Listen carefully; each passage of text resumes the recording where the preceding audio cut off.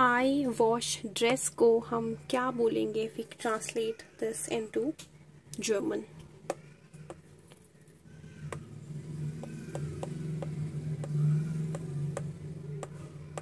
We studied about the verb wash को हम German में क्या बोलते हैं? That too.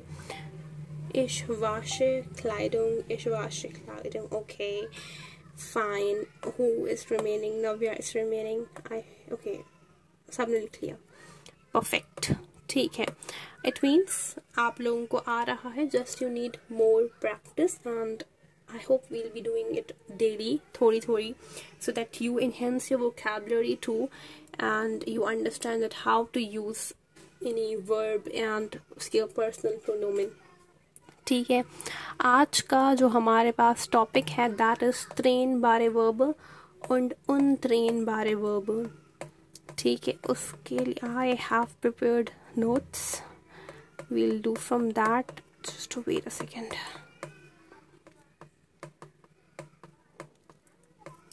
Okay, here अब हम पहले पढ़ते हैं उन trainbare verb जिनको हम कहते हैं नॉन सेपरेबल वर्ब्स. ऐसे वर्ब्स जो सेपरेट नहीं होते. क्योंकि ऐसा होता है कि एक वर्ब है और उसके आगे एक वर्ड लिखा हुआ है जिसको हम कहते हैं प्रीफिक्स. ठीक है. तो क्या होता है, वो प्रीफिक्स अलग हो जाता है जब हम सेंटेंस फॉर्म करते हैं. तो ऐसे वर्ब्स जो कि सेपरेट नहीं होते जिन्हें हम कहते हैं untrainbare verb, मतलब नॉन सेपरेबल वर्ब्स. ठीक है. जैसे कि एक एग्जांपल दे रही हूँ. मैंने आपको बोला कि आई टीच द टॉपिक.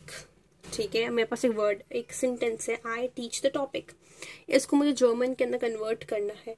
तो टीच को या मैं बोलूँ एक्सप्लेन करने को हम एक वर्ब है, इसको बोलते हैं erklären. ठीक है. erklären बोलते हैं. अगर मुझे इसका सेंटेंस बनाना है तो मैं क्या लिखूंगी? ich erkläre das Thema. इसको मैं करूंगी. अब आप यहाँ देख सकते हैं कि जो वर्ब है वो सेम ही फॉर्म में रहा है. ऑफ कोर्स हम उसकी कॉन्जुगेशन तो करेंगे, लेकिन जो उसका प्रीफिक्स है वो उसके साथ हटा नहीं है, वो जो है डिटैच नहीं हुआ, वो सेपरेट नहीं हुआ, उसके साथ ही है. तो ऐसे वर्ब्स को हम कहते हैं untrainbare verb. आई एक्सप्लेन या आई टीच द थीम बनेगा इसका. ठीक है. अब how do you basically differentiate के कौन से वर्ब्स जो हैं वो untrainbare हैं, मतलब कौन से सेपरेट होंगे कौन से नहीं होंगे.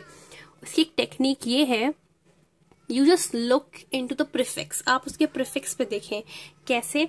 जिन वर्ब्स की प्रीफिक्स अर, फर, जर, गे, बे एंड, एम, मिस, इनमें से अगर कोई भी उनकी प्रीफिक्स है तो they are non separable verbs. वो चेंज नहीं होंगे. I mean they will not get separated. ठीक है. Very simple. अर, फर, जर, गे, बे एंड, एम, मिस. ये कुछ 7 to 8 आप प्रीफिक्स याद कर लें. सिंपल है. अर, फर, जर, गे, बे एंड, एम, मिस.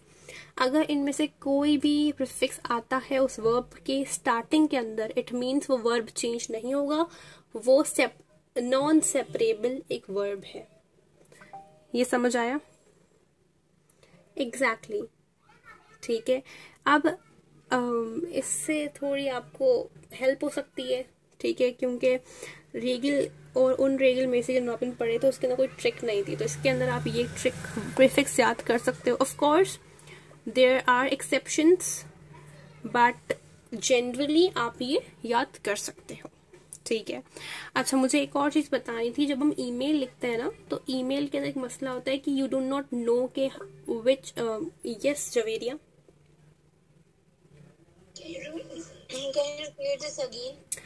यस.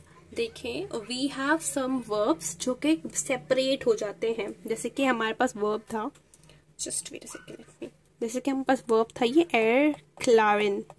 ठीक है. क्लारिन एक अलग चीज है, अलग है. क्या है? इसका प्रीफिक्स है. तो कभी कभी ऐसा क्या होता है, कुछ वर्ब्स के अंदर वो जब सेंटेंस बनाते हैं तो उनका जो प्रीफिक्स होता है वो अलग हो जाता है. वो हम एग्जाम्पल देखेंगे. लेकिन कुछ के अंदर नहीं होता, जिनके अंदर नहीं होता they are known as non separable verbs. Simple है। और आप कैसे पहचानोगे कि वो उसका प्रीफिक्स जो है वो सेपरेट होगा कि नहीं होगा? By just remembering these prefixes. Just remember, अगर वो प्रीफिक्स अर, फर, जर, गे, बे, एंट, एम्प, मिस, इनमें से कोई भी अगर प्रीफिक्स है, then you will not separate that prefix from that word। ठीक है, सिंपल, अंडरस्टूड रवैया? ठीक है। अब मुझे एक चीज बतानी थी कि जब हम ईमेल लिखते हैं, पीपल गेट वेरी कंफ्यूज कि हाउ टू नो कि कौन सा वर्ड कैपिटल होगा, कौन सा नहीं होगा, बिकॉज इट रियली मैटर्स। आपका एग्जामिनर मार्क्स कार्ड देता है ईमेल के अंदर, व्हेन यू राइट आ आइंस ईमेल या आ सोए बे आइंस, ठीक है, तो ईमेल वो मार्क्स कार्ड देता है ईमेल के अंदर। तो हाउ यू नो दैट कौन सा वर्ड कैपिटल होगा, कौन सा नहीं होगा? अगर कोई नाउन है तो जर्मन के अंदर जो नाउन्स होते हैं वो कैपिटलाइज्ड होते हैं। जैसे कि थीम, थीम जो था, थीम मतलब टॉपिक, वो एक नाउन है, तो मैं जब इसका लिखूंगी तो टी का कैपिटल होगा। ठीक है, अंडरस्टूड? तो these were untrennbare Verben। Next we'll study about trennbare Verb।